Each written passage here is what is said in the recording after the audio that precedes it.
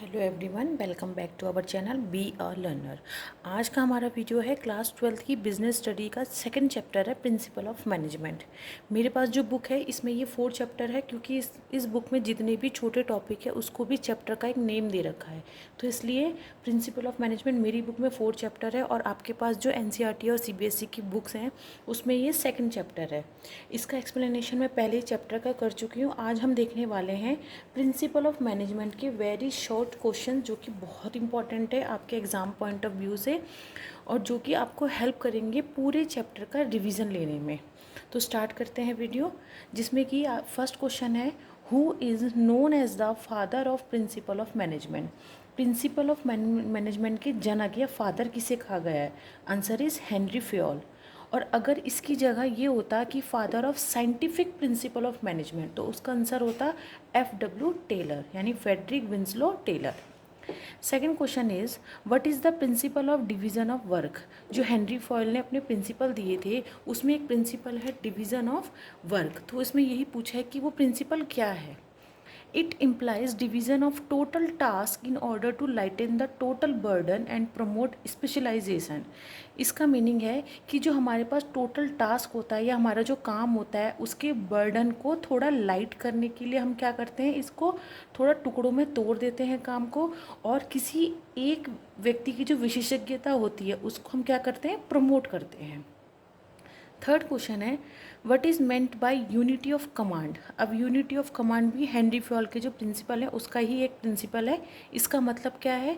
This principle states that one person should receive orders from one person only. इस principal का मतलब है कि कोई भी जो हमारी ऑर्गेनाइजेशन में पर्सन है वो सिर्फ एक ही ऑर्डर लेगा या रिसीव करेगा फ्रॉम वन पर्सन ओनली, सिर्फ एक ही आदमी से ऑर्डर लिए जाएंगे। नेक्स्ट हमारा क्वेश्चन है, what is scalar chain.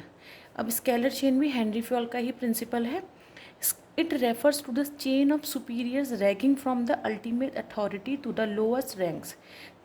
Scalar chain का मीन्स है कि जो हमारे अधिकारी लोग ऊपर बैठे होते हैं, यानी टॉप लेवल के जो मैनेजमेंट के अधिकारी हैं, जैसे कि CEO, चीफ एग्जीक्यूटिव डायरेक्टर और डायरेक्टर, ये सब इनका क्या है, एक चेन है जो कि एक लोएस्ट रैंक तक जाती है, जिसको एक स्केलर चेन कहते हैं।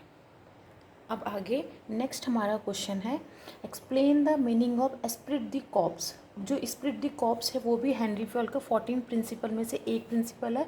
इसका मतलब क्या है?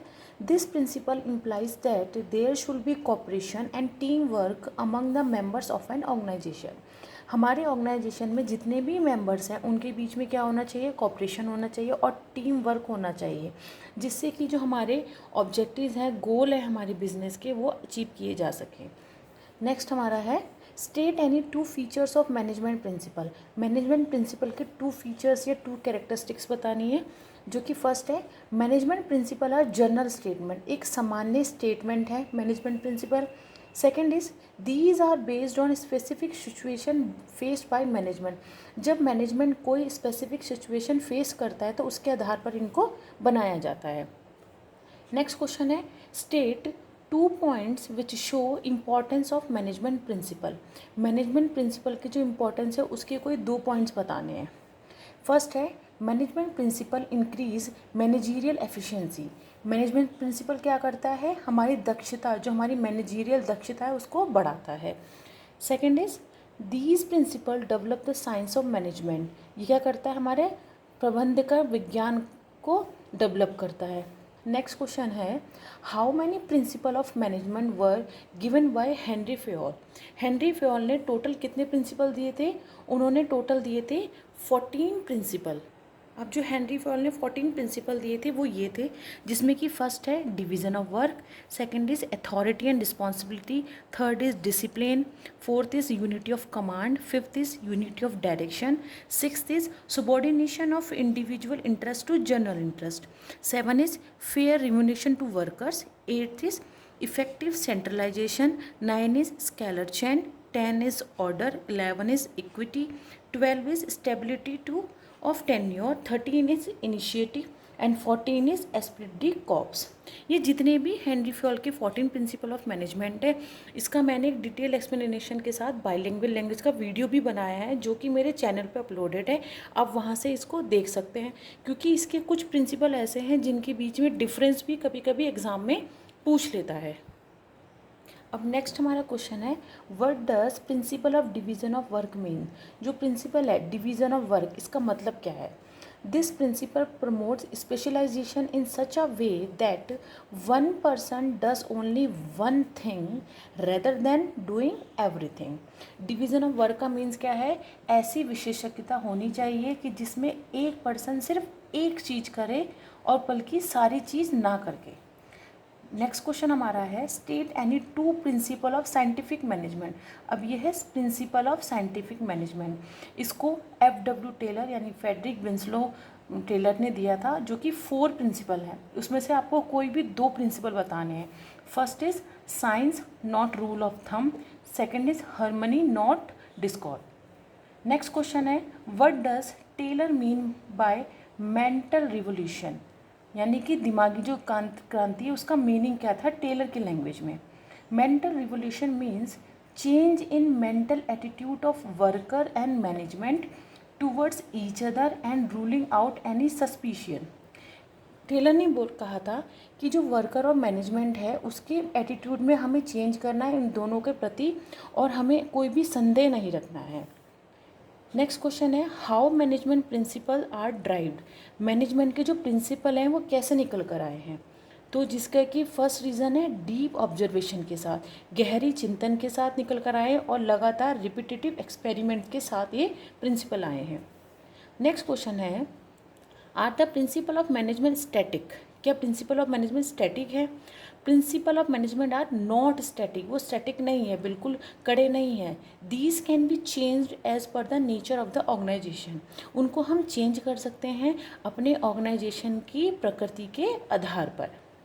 नेक्स्ट क्वेश्चन है, ये एग्जाम्पल के तौर पे आपसे पूछा गया है कि ये जो स्टेटमेंट है इससे आप क्या समझते हैं। A fundamental truth explaining relationship between 2 or more variables in a given situation. What do we derive from this statement? इस स्टेटमेंट से आप क्या समझते हैं कि ये क्या चीज़ है, ये एक प्रिंसिपल के बारे में बात कर रहा है। नेक्स्ट क्वेश्चन है, are management principle applicable to organize industrial group only. क्या जो मैनेजमेंट के प्रिंसिपल होते हैं क्या वो सिर्फ ऑर्गेनाइज इंडस्ट्रियल के लिए ही अप्लाई होते हैं कि और किसी के लिए भी। तो इसका आंसर है नो। क्यों, क्योंकि मैनेजमेंट प्रिंसिपल आर यूनिवर्सल। वो क्या है, गतिशील है, उनकी प्रकृति क्या है, गतिशील है, और वो चेंज होते रहते हैं सिचुएशन के आधार पर। And are applicable to every organization, industrial और अदरवाइज। नेक्स्ट हमारा क्वेश्चन है, on which principle of management of fuel is functional foremanship is based.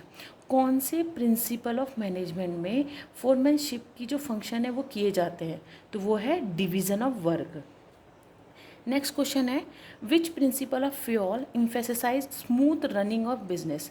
Business को अच्छे से सुचारू रूप से चलाने के लिए फ्यूल का कौन सा प्रिंसिपल हमें बताता है, तो वो है principle of discipline. Last question है, one person should receive orders from one superior only. एक आदमी अपने ऑर्डर रिसीव करेगा अपने एक ही अधिकारी से। ये कौन सा प्रिंसिपल हमें बताता है, तो ये है principle of unity of command, जिसमें कि एक व्यक्ति एक ही अपने सीनियर ऑफिसर से ऑर्डर्स लेता है। तो ये था आज का वीडियो जिसमें कि हमने प्रिंसिपल ऑफ मैनेजमेंट की शॉर्ट इंपॉर्टेंस क्वेश्चंस देखे हैं।